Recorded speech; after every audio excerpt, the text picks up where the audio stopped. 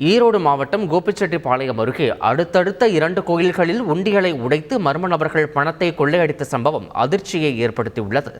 தகவல் அறிந்து சென்ற போலீசார் விசாரித்த நிலையில் உண்டியல்களை உடைத்து சுமார் 60,000 ரூபாய் பணத்தை திருடியது தெரிய வந்திருக்கிறது.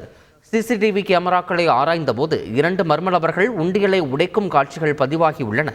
இந்த சிசிடிவி காட்சிகளை கொண்டு போலீசார் குற்றவாளிகளை தேடி வருகின்றனர்.